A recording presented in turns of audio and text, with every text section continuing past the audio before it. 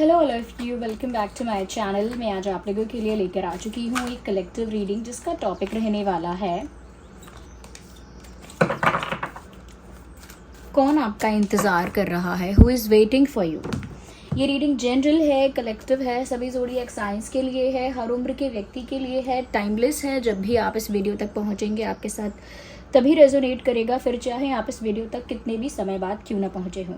तो व्यूअर्स, इसमें हम देखेंगे कि कौन है वो पर्सन जो आपका वेट कर रहा है या कर रही है। ओके, आपको ओपन माइंडेड होकर ये रीडिंग देखनी है क्योंकि of course general collective reading है। ओके, और मेल फीमेल दोनों के लिए है, तो उसी के अकॉर्डिंग आप मैसेजेस को फिट कीजिएगा, अप्लाई कीजिएगा।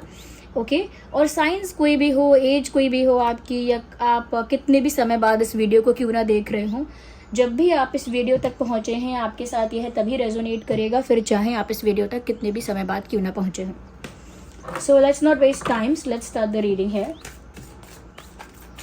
आइए देखते हैं यहाँ पे कौन आपका इंतज़ार कर रहा है, who is waiting for you. Okay, उस पर्सन का नाम अगर नहीं पता लगेगा ऑफ कोर्स, लेकिन उसके नाम में क्या अल्फ़ाबेट है, कितने लेटर्स हैं, उसका ज़ोडिएक साइन क्या हो सकता है, उसकी पर्सनालिटी कैसी है, do you know that person, of course you know तभी तो वो आपका इंतज़ार कर रहे हैं। बट उसके बारे में हम थोड़ा पता लगाने की कोशिश करेंगे ताकि आप पहचान सकें। So let's see who is that person, who is that person. कौन है वो व्यक्ति, कौन है वो शख्स जो आपका इंतज़ार कर रहा है या कर रही है। Okay, well this card, okay, interesting. Viewers, मुझे यहाँ पर ऐसा लगता है कि ये कोई ऐसा व्यक्ति है जो आपका इंतज़ार कर रहा है। पहली चीज़ जो फर्स्ट साइन मुझे नज़र आया है कि जो फाइनेंशियली अपनी लाइफ में थोड़ा स्ट्रगल कर रहा है अभी करंटली ये पर्सन अपनी लाइफ में फाइनेंशियली स्ट्रगल कर रहा हो सकता है, या फाइनेंशियली कोई इनको लॉस हुआ है, या ऐसा कह सकते हैं कि कोई फाइनेंशियल अनस्टेबिलिटी इनकी लाइफ में चल रही है, जैसे जॉब का प्रॉब्लम है, करियर का कोई इशू चल रहा है। ओके, या हो सकता है कि इनके ऊपर फाइनेंशियल कुछ बर्डन आ गया है, या फाइनेंशियली पहले से ये वीक थे या वीक थी, ये भी हो सकता है। तो मुझे लग रहा है कि ये जो भी पर्सन है व्यूअर्स, सबसे पहली चीज़ तो ये कि फाइनेंशियल इश्यूज़ हैं इनकी लाइफ में, और वो इस तरह के इश्यूज़ हैं फाइनेंशियल कि उसकी वजह से उनको बहुत स्ट्रेस होता है, बहुत टेंशन होता है, कहीं ना कहीं बहुत स्ट्रगल भी करना पड़ता है। तो हो सकता है इस व्यक्ति की जॉब नहीं है, या जॉब है तो बहुत फाइनेंशियल बर्डन है, फाइनेंशियल रिस्पॉन्सिबिलिटी है। बिजनेस है तो ऐसा लगता है कि लॉस हो रहा है, या बिल्कुल ग्रोथ ही नहीं हो रही है, करियर अपॉर्चुनिटी नहीं मिल रही है, बहुत फाइनेंशियल इशू है इनके साथ। तो मुझे लगता है कि फाइनेंशियली वीक, फाइनेंशियली अनस्टेबल या फाइनेंशियली बर्डन्ड पर्सन है ये, मुझे ऐसा लगता है यहाँ पे। ओके, आइए यहाँ पर देखते हैं। अच्छा, वैसे इस इंसान का जो डेट ऑफ बर्थ है वो 4 हो सकता है, 14 हो सकता है, 24 हो सकता है, इवन 13, 3 या 23 भी हो सकता है। ओके, अच्छा, इस इंसान का मूलांक 4 हो सकता है। ओके, मूलांक 4 हो सकता है इस इंसान का।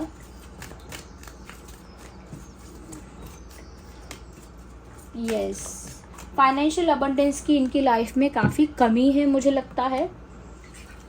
इंटरेस्टिंग व्यूअर्स, ये कोई ऐसा इंसान है जिसे लाइफ में जीतना है लेकिन अब तक जीत हासिल हुई नहीं है। दे वांट टू विन, प्यार में जीतना है उन्हें, अपने लाइफ में करियर में जीतना है, अपनी ओवरऑल लाइफ में they want to win in every aspect. ज़िंदगी के हर एक एरिया में उनको कोई सफलता चाहिए, कोई सक्सेस चाहिए, कोई जीत चाहिए। स्पेशली आपके दिल पर भी उनको जीत चाहिए। They want to win your heart, उन्हें आपका दिल तो जीतना है।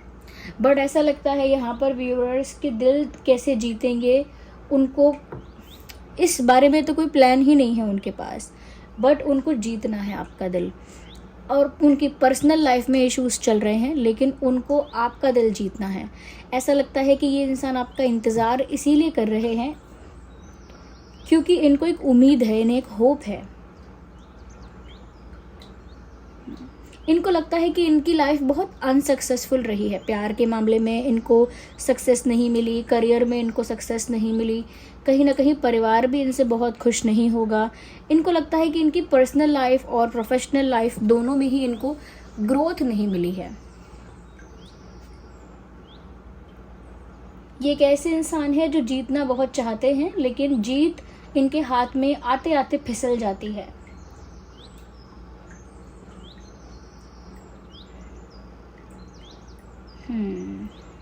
यस व्यूअर्स, थोड़ा सा इसको और हम देखते हैं और क्लैरिफाई करते हैं। Let's see more into this. Interesting, मुझे ऐसा लगता है व्यूअर्स कि ये जो इंसान है इनके सपने बहुत बड़े बड़े हैं। दे हैव डिज़ायर्स, यानी कि इनका सपना होगा कि मैं ये बनूंगा, ये बनूंगी, ये वाला एग्ज़ाम क्लियर करूंगा, या ऐसा बिजनेस शुरू करूंगा या करूंगी, या फिर इस तरह का मेरा स्किल है तो मैं ये करूंगा। मतलब बहुत डिज़ायर्स इनके रहे हैं, बट मुझे ऐसा लगता है कि कुछ भी पूरा नहीं हो पाया, उसकी वजह से एक डिसअपॉइंटमेंट है। आपका दिल जीतना चाहते हैं, ऐसा लगता है कि आपको अपना बनाना चाहते तो हैं, लेकिन उसमें भी सक्सेस नहीं मिल रही है। मुझे लगता है कि इस इंसान का जो कास्ट है वो अलग है आपसे। ओके, कास्ट अलग है, रिलीजन अलग है, नहीं तो फिर फैमिली बैकग्राउंड्स बहुत डिफरेंट हैं, बहुत डिफरेंट फैमिली बैकग्राउंड है। हो सकता है कल्चरल डिफरेंसेस भी हैं, यस कल्चरल डिफरेंसेस भी हो सकते हैं, बिलीफ सिस्टम अलग अलग है। ये भी हो सकता है कि आप दोनों के एज में भी बहुत अंतर है।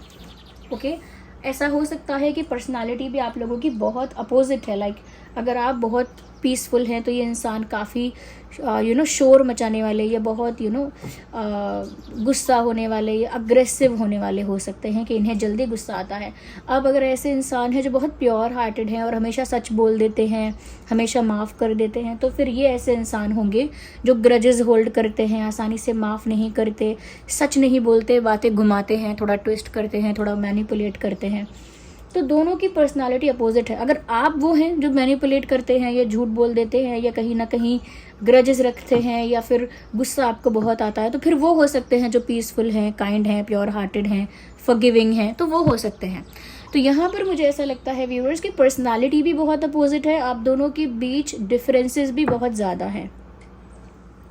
यस, इनके सपने बहुत बड़े बड़े हैं, लेकिन जीवन में असफलता जैसा इनको महसूस होता है।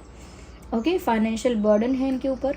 मुझे ऐसा लगता है व्यूअर्स कि ये जो इंसान है बहुत लंबे समय से सोच रहे हैं कि ये आपकी तरफ कोई एक्शन लेंगे और तभी उनको जीत मिलेगी, यानी कि कम से कम उनका प्यार तो सफल हो जाए। लाइक उनकी बाकी की लाइफ में इतनी सफलता उनको नहीं मिल रही है, बट एटलीस्ट उनकी लव लाइफ सक्सेसफुल हो जाए, ऐसा वो चाहते हैं, सोचते हैं।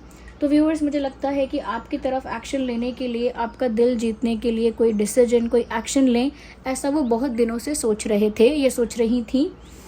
बट मुझे अब भी ऐसा लगता है कि ये आपका ही इंतज़ार कर रहे हैं। ओके, देखिए इस पर डिफरेंस क्या है। ये खुद सोचते हैं कि ये आपकी तरफ एक्शन लेंगे क्योंकि ये एक्शन लेना चाहते हैं, लेकिन क्योंकि इनको इनकी तरफ से, इनकी फैमिली की तरफ से या इनकी पर्सनल लाइफ में इतने इश्यूज़ हैं कि वो इश्यूज़ इनको रोक देते हैं, इनको फंसा देते हैं। जैसे फैमिली प्रॉब्लम्स इनको फंसा लेती हैं कि अपने फैमिली प्रॉब्लम्स को तो सॉर्ट आउट करें पहले, या इनकी फाइनेंशियल प्रॉब्लम्स इनको फंसा देते हैं, इनके करियर रिलेटेड इश्यूज़ इनको फंसाते हैं, इनका पास्ट का अगर कोई इशू है पास्ट पर्सन के साथ तो वहाँ ये फंसते हैं। Okay, so they get stuck somewhere. ये आपकी तरफ आना तो चाहते हैं बस, बट बार बार फंस जाते हैं। मुझे ऐसा लगता है आप दोनों का एक कनेक्शन रहा है। मैं ये नहीं कहूँगी बहुत ज़्यादा स्ट्रॉन्ग कमिटमेंट था, बट एक रोमांटिक केमिस्ट्री, एक रोमांटिक कनेक्शन आप लोगों का रहा है।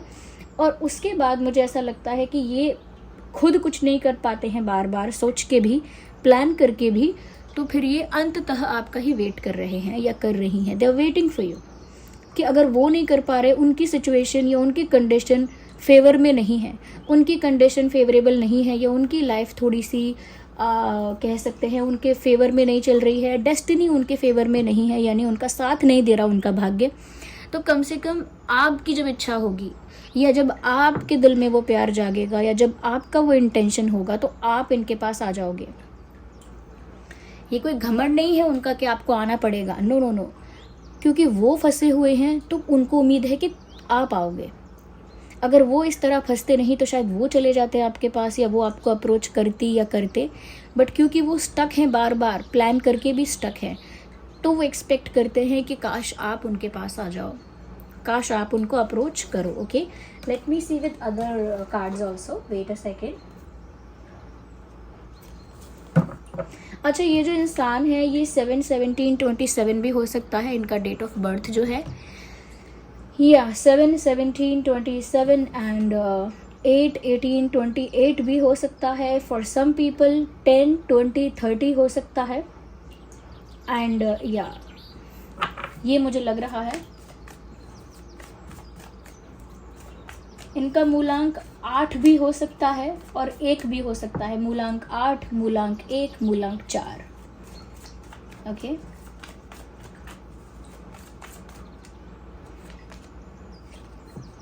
मुझे लगता है कि आपने इस इंसान को काफ़ी ज़्यादा मुझे लगता है इस इंसान से आप काफ़ी परेशान भी हुए हैं व्यूअर्स.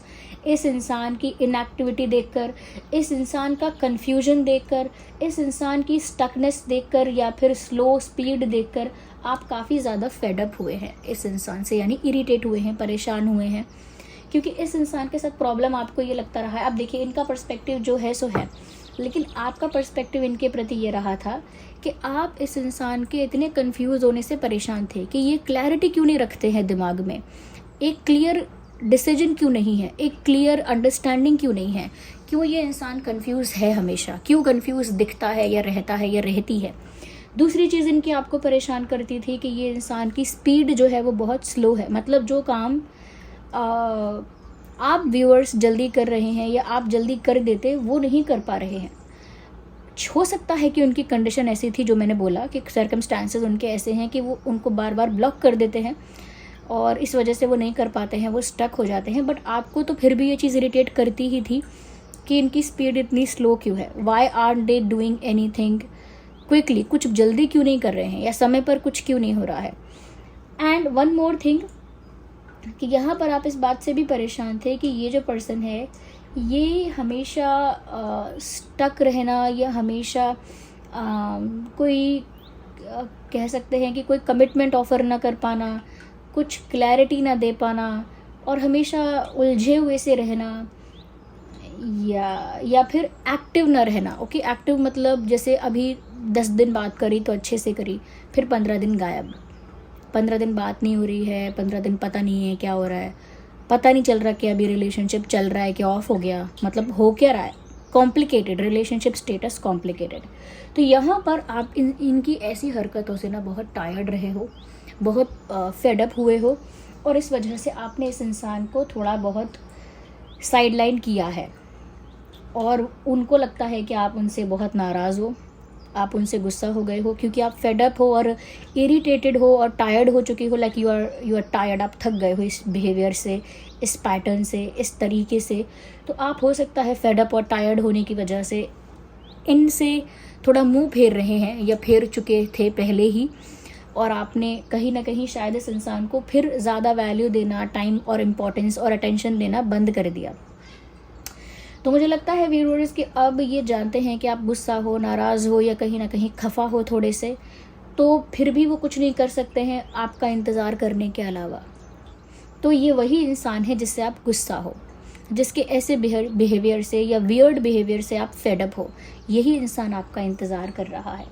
इस इंसान की लाइफ में मुझे नहीं लग रहा व्यूअर्स कि जानबूझ के ही आपको कोई परेशानी देना चाहते हैं. इनफैक्ट ऐसा लगता है they are the victim, they are not the problem, they are the victim of the problem. ये खुद प्रॉब्लम नहीं है, ये प्रॉब्लम का विक्टिम है. इनके साथ गलत हो रहा था इनके जीवन में. इनकी लाइफ बहुत हैप्पी और फेरी टेल नहीं है, और जो इंसान अपनी फ्रीडम से एक एक्शन या डिसीजन भी नहीं ले सकता, इतना फंसा है कहीं, क्योंकि व्यूअर्स वो आपको इसीलिए कोई कमिटमेंट या कोई प्रॉमिस या कोई ऐसा अच्छा प्रपोज़ल लेकर आपके पास नहीं आते हैं, कुछ स्ट्रॉन्ग कन्फेशन या सॉलिड ऑफ़र नहीं आता है. क्योंकि व्यूअर्स अगर ये आपको ऐसी कंडीशन में कुछ ऑफ़र करेंगे या कुछ कमिट करेंगे जहाँ ये खुद फ्री नहीं है, जहाँ खुद की लाइफ कह रहे हैं ना कि बिखर रही है, वहाँ आपको क्या ऑफ़र करें. तो यहाँ पर ये अब आपका इंतज़ार तो कर रहे हैं.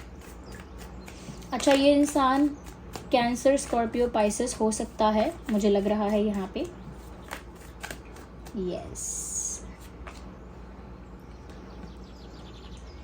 अच्छा, ये कोशिश बहुत करते हैं कि मेडिटेशन करें, योगा करें, थोड़ा स्पिरिचुअलिटी में या रिलीजियस स्टफ़ में थोड़ा सा ज़्यादा इनका झुकाव है। मतलब ये ऐसे फ़ोटो या स्टेटस वगैरह ज़्यादा लगाते होंगे भगवान के, भक्ति के, परमात्मा के, या फिर थोड़े स्पिरिचुअल मैसेजेस या कोई साधु संत के मैसेजेस, या जैसे गीता भागवत है उनके मैसेजेस कि उसमें क्या लिखा है। अगर ऐसा नहीं तो स्पिरिचुअलिटी के मैसेजेस के मेडिटेट करना चाहिए, कैसे इंसान दुनिया में क्या है, क्यों आया है, थोड़े स्पिरिचुअल टाइप के जो टेक्स्ट होते हैं, मैसेजेस होते हैं, उस टाइप की बातें करना, या उन चीज़ों में ज़्यादा इंटरेस्टेड रहना, या फिर बहुत ज़्यादा योग करना, योगा में और मेडिटेशन में या मंत्रा चैंटिंग में। कुछ तो है, कुछ तो स्पिरिचुअल है, कुछ तो योगिक है, कुछ तो ऐसा है जो यूनिवर्स और डिवाइन से रिलेटेड है। जो कोई भी प्रैक्टिस हो सकती है, चाहे प्रेयर करना है, फास्टिंग करना है, व्रत रखना है, कोई शास्त्र पढ़ना है, या कोई नाम जाप करना है, मंत्रा चैंटिंग करना है, या हो सकता है किसी एक फॉर्म ऑफ गॉड को बहुत ज़्यादा भजना है, बहुत ज़्यादा बिलीव करना है। तो कुछ तो है इनके बारे में जो स्पिरिचुअल है, क्योंकि इनकी खुद की लाइफ ना बहुत बिखर रही है, तहस नहस हो रही है। आप भी इनके साथ एज इट इज़ हो नहीं, मतलब वैसे इमोशनली कह सकते हो आप कि मैं उनके साथ हूँ, बट आप उनके साथ हो नहीं। ओके, तो उनको इस समय यूनिवर्स पर या डिवाइन पर बहुत ज़्यादा कह सकते हैं कि डिपेंडेंसी है। उनका जो ट्रस्ट भगवान पर है, फेथ जो है यूनिवर्स पर और भगवान पर, कह सकते हैं कि वो फेथ बढ़ता जा रहा है, क्योंकि उनका सपोर्ट सिस्टम अभी कुछ नहीं है। तो जब किसी का कोई सपोर्ट सिस्टम नहीं होता, सहारा नहीं होता, तो वो बहुत ज़्यादा डिवाइन की तरफ, परमात्मा की तरफ उसका झुकाव, खिंचाव अपने आप होता है, क्योंकि उसे फिर कोई और हेल्प दिखती नहीं है। आई एम नॉट सेइंग कि बहुत ज़्यादा भक्ति है और बहुत ज़्यादा स्पिरिचुअलिटी है, नो, लेकिन उन चीज़ों में इंटरेस्ट है थोड़ा थोड़ा। हो सकता है ये योगा करते हैं या योगा सिखाते हैं, ये भी हो सकता है कि एक्सरसाइज बहुत ज़्यादा करते हैं, अपने आप को फिट रखने पर बहुत ज़्यादा बिलीव करते हैं कि फिट रहें। ओके, हो सकता है। आई कैन सी कि ये कुछ सिखाते भी हो सकते हैं किसी को, जैसे टीचर सिखाता है या ट्रेनर सिखाता है या ट्यूटर सिखाता है, लाइक, या फिर कुछ ऑनलाइन कुछ सिखाना है किसी को, या फिर ज़रूरी नहीं है कि कोई पढ़ाई, हो सकता है कि स्पोर्ट्स में कुछ सिखाना है, किसी को पेंटिंग सिखानी है, किसी को कुकिंग सिखानी है, ये किसी को सिर्फ कुछ भी सिखाना हो सकता है, यू अंडरस्टैंड, किसी को मेकअप करना सिखाना है, anything, it could be anything, कुछ भी हो सकता है, किसी को ट्रेडिंग सिखानी है, तो कुछ भी हो सकता है। तो मुझे लगता है कि कुछ सिखाते भी हैं या कुछ सीख रहे हैं, या तो ये स्टूडेंट हैं किसी चीज़ के, कुछ सीख रहे हैं या फिर सिखा रहे हैं, क्योंकि मुझे एक ऐसी वाइब आ रही है यहाँ पे।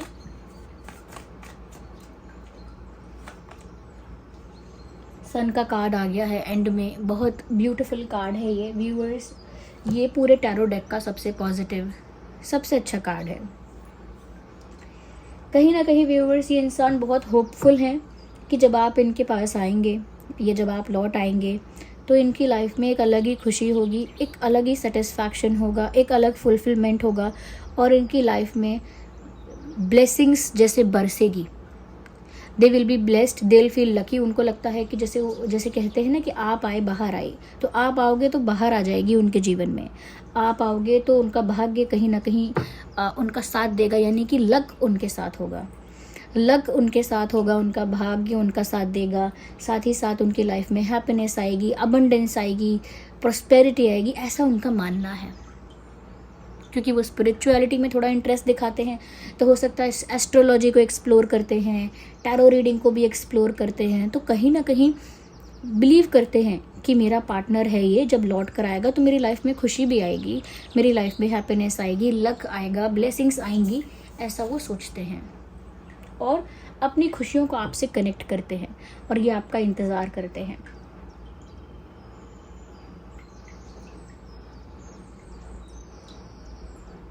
या देखिए, विक्ट्री में नंबर 10 है और यहाँ सन में भी नंबर 10 है। मुझे ऐसा लगता है ये 10 है ना, यूनियन को दिखाता है, कंप्लीशन को दिखाता है। तो बहुत ज़्यादा चांसेस हैं, पॉसिबिलिटी है कि आप दोनों का यूनियन होगा, आप दोनों का कंप्लीशन हो पाएगा।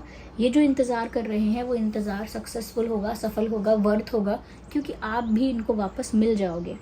ओके, क्योंकि आप नाराज़ हो सकते हो but you don't hate this person, आप इनको हेट नहीं करते हो, आपने मूव ऑन नहीं किया है अभी। Okay, you will come back, ऐसा लगता तो है कि आप दोनों एक साथ हो जाएंगे।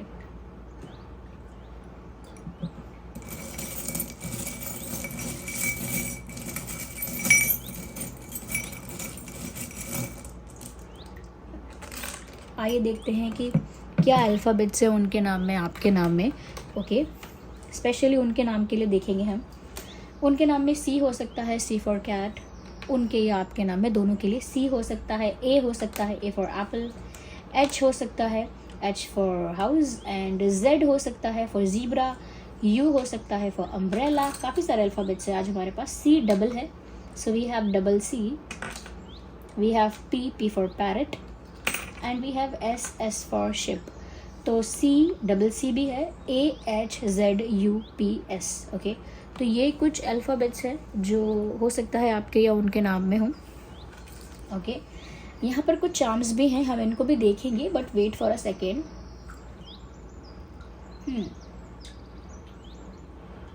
अच्छा, ये यहाँ पर यू पी एस और ये सी भी है ना, यू पी एस सी। मुझे लगता है शायद वो कोई गवर्नमेंट एग्ज़ाम के लिए प्रिपेयर कर रहे थे या कर रही थी। ज़रूरी नहीं है कि वो यूपीएससी का एग्ज़ाम हो सकता है कोई भी गवर्नमेंट सर्विस का एग्ज़ाम हो सकता है। बट मुझे लगता है गवर्नमेंट से रिलेटेड कुछ पढ़ाई या कुछ प्रिपरेशन उन्होंने की है या कर रहे हैं या करना चाहते थे, समथिंग लाइक दैट। या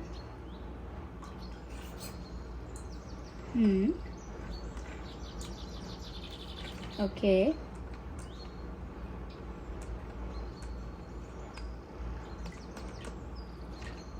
अच्छा देखिए, सबके लिए मैं नहीं कहूँगी, बट मैं 10% लोगों के लिए कह सकती हूँ कि इनको थोड़ा ड्रिंकिंग का हैबिट तो नहीं कहूँगी, but you know they drink. मुझे ऐसा लगता है कोई इस तरह का कंजप्शन हो रहा है, ड्रिंकिंग यहाँ पर हो रही है। मैं ये नहीं कह सकती एक्सेसिव हो रही है कि कम हो रही है, बट आई कैन सेंस कि ये पर्सन ड्रिंक करते हैं या करती हैं या कि करना शुरू किया, something like that. I don't know, because मैं 100% लोगों के लिए नहीं कह रही हूँ, फॉर 10% ओनली। सो ड्रिंकिंग है यहाँ पे। ओके, और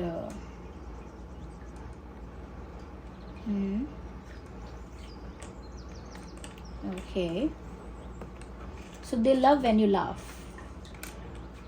दे लव व्हेन यू लाफ। आप जब हंसते हैं, दे love your laughter, they love your smile. When you smile they feel happy. When they see you smiling, they feel happy. When they see you laughing, they feel happy. This is what they feel. जब भी आप हंसेंगे, मुस्कुराएंगे, उनके दिल को बहुत सुकून मिलता है, खुशी मिलती है।